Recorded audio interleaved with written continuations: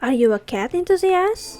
Have a cat yourself? I'm pretty sure I can say that people who love cats love them like they are our own children. But what if I tell you that you should be careful of them? That they could be your enemy?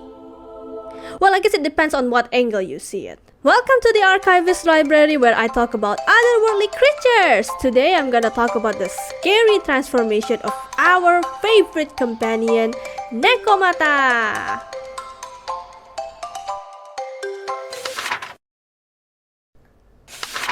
I'm pretty sure some of you might already know about this creature. I don't really think they are that uncommon, especially if you love cats. Nekomata's name is kind of difficult to translate. Hell, all about the name that I'm going to say are all speculation and not confirmed truth. The first word is derived from the word neko, which means cat. The mata, however, is debatable. Some said that the mata used in the name means fork, possibly talking about the Nekomata's tail, but some also said it's mata meaning again, as in the cat, spoiler alert, alive again. Well, whatever their name actually means, I'm pretty sure when people say Nekomata, they only have one image in mind. That's right, cat.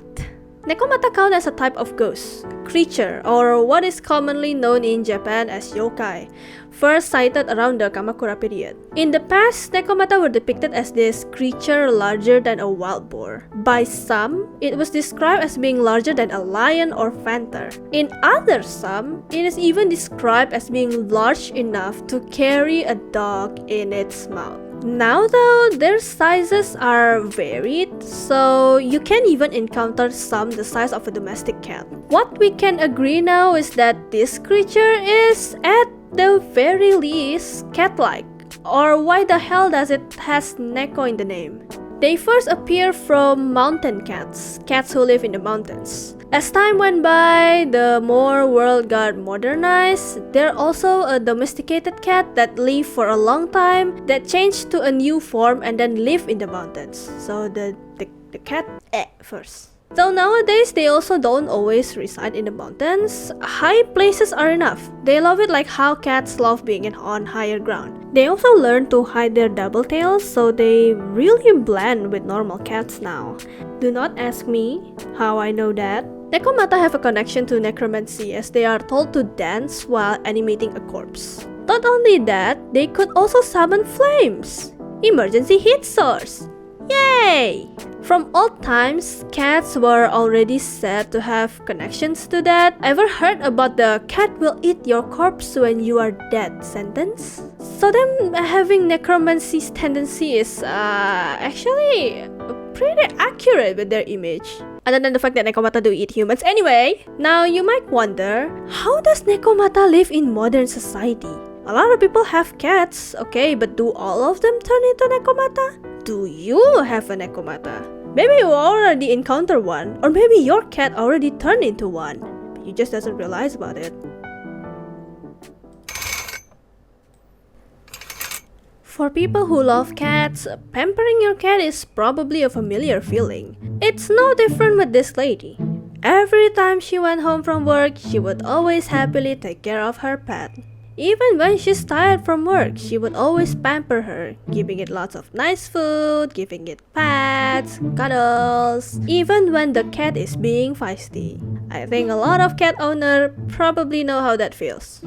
One day, the lady came back home looking more tired than usual. She suddenly felt a soft thing hitting her leg. Seeing her cat softly rubbing its head to her leg, all damn break loose. Being belittled at work, getting workloads that not hers, being scolded by the boss for something she did not do, all the stress just poured out of her. That cat just listened. Sometimes it would butt its head toward her again as she told her story, like it's trying to cheer her up. Feeling relief after pouring out her feeling, she patted the cat and slept for the day.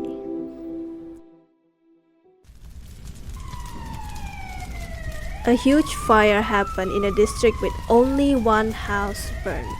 3 victims engulfed in flames. No one survived. A man, the owner of a company, his wife, and their child. Cause of the fire is unknown. However, an eyewitness said they saw a small shadow near the house. There is nothing left, not even a single remains of the human body. Only a cat fur. I'll say Nekomata have been adapting pretty well. I would even say they're pretty domesticated now. Well, as much as you can domesticate a cat, they're still a cat at heart. They definitely grew smaller though. They definitely grew smaller. I don't think they can pass off as normal cats if they are bigger. And I don't think they can pass off as the bigger wild cats if they are bigger. So I guess it's kind of like an evolution step for them. Lots of them also appreciate pets, warm places, basically what normal cats enjoy. They know the pleasure of the world, you know. And also snacks, though they still need human meat to sustain themselves. We actually have a Nekomata in our office. She's a cat. Definitely, even if she's a ghost type. Good, nice cat like pets, also feisty here and there. You can usually find her near the heater actually. We know she's been there since a long time ago, or at least I do know she's been there since a long time ago. I can sometimes feel her moving around, but me and the others never really saw her until recently. She only started to show her stuff when the chief took over. To be fair, the previous director isn't exactly the kindest, so honestly good for her. She seems okay with everyone, except Hastur. Whenever he came out, she immediately hissed at him. I had to comfort him for this because he really wanted to pet her. Nyago, my cat, is able to stay close to him and even sleep on his lap. We thought the Nekomata would at least be chill with him, or at least think he's tasty. Because you know, seafood? Like damn girly, that's free food over there. You don't want that? Are you sure?